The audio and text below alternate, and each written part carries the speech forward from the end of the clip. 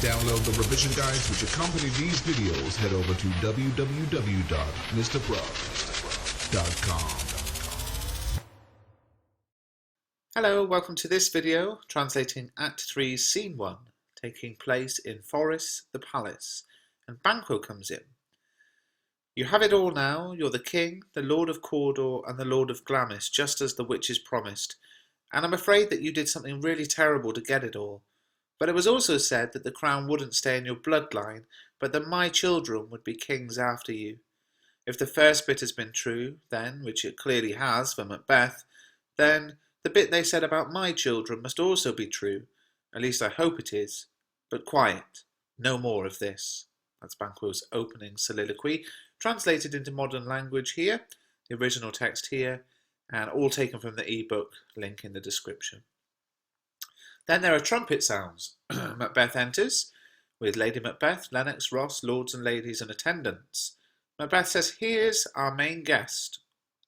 Lady Macbeth, "If we had forgotten about him, there would have been a huge gap in our celebratory feast, and wholly inappropriate." Macbeth says, "Tonight we hold a formal dinner, sir, and I'm asking that you attend."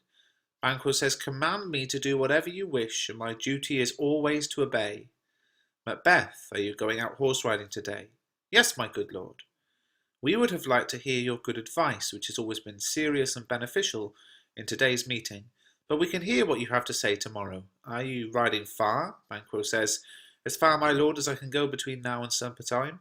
If my horse is as fast as I know, I'll be back an hour or two after the sun has set." Macbeth says, "Don't miss our banquet." Banquo says, "My lord, I will not." And then Macbeth says, "I've heard that the two murdering princes are in England and Ireland. They haven't admitted to killing their father, but they are telling the people, they're telling the people all sorts of crazy stories.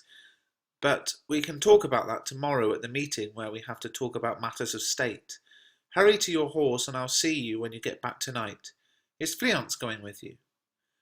Banquo says, "Yes, good lord, we have to go now." And Macbeth says, "I wish that your horses are fast and sure-footed, and now get on them. Goodbye." And off goes Banquo. And then Macbeth says, "Everyone can do what they want with their time until 7 o'clock. To make it more enjoyable to be in your company then, I'm going to be on my own until supper time. God be with you." And everybody except Macbeth goes, and one attendant. And Macbeth says, "You there, I want to speak with you. Are those men there waiting for me?"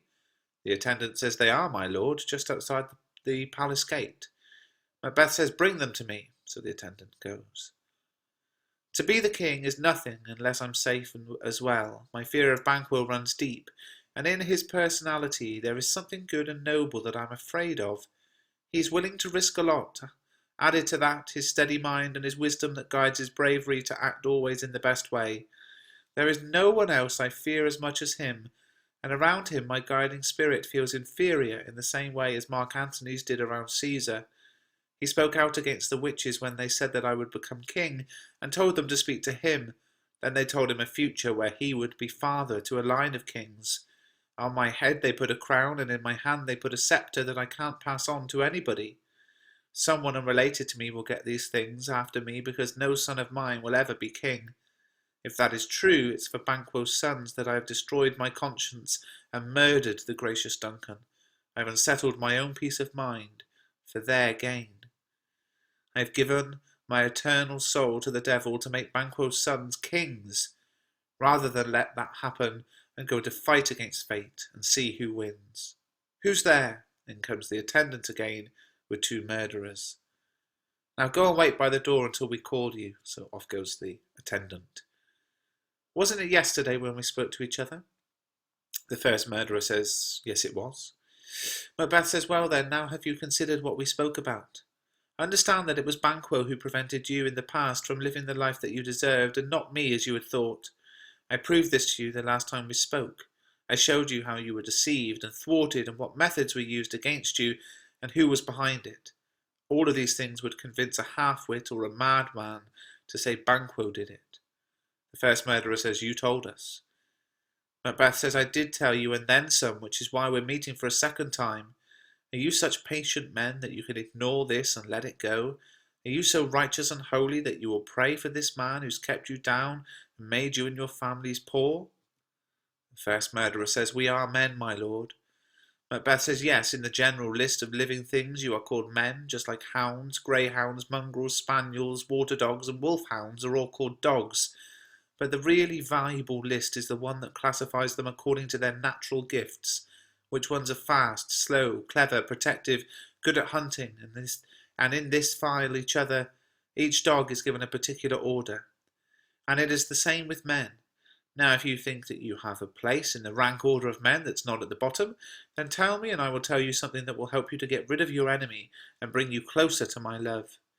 While Banquo lives, it makes me feel sick. I will not feel better until he is dead." The second murderer says, "I am someone, my lord, who's been treated so badly by this world that I don't care what I do to spite it."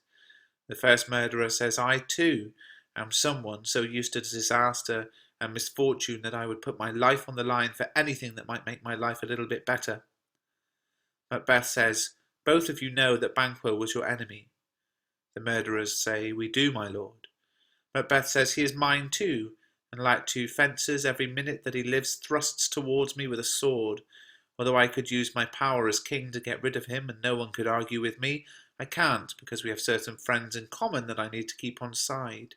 I have to be able to wail and cry when I hear he's dead, even though I will have been the one who ordered him killed. It is for that reason that I now need your assistance. I have to hide my real intentions and business from everyone else for lots of important reasons." The second murderer says, "We'll do what you ask of us, my lord." The first murderer, "Although our lives," and Macbeth says, "I can see by looking at you what sort of men you are. Within this hour I will tell you where to wait for him and when to do it, because it has to be done tonight.